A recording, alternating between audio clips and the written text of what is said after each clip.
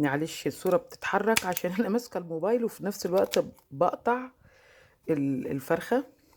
طبعا المقص ده مش مقص عادي، ده مقص زبتر. لحوم نية تقطعي، فراخ بعضمها تقطعي، اي حاجة، بلاستيك، كرتون، ورق، اي حاجة في الدنيا تتخيليها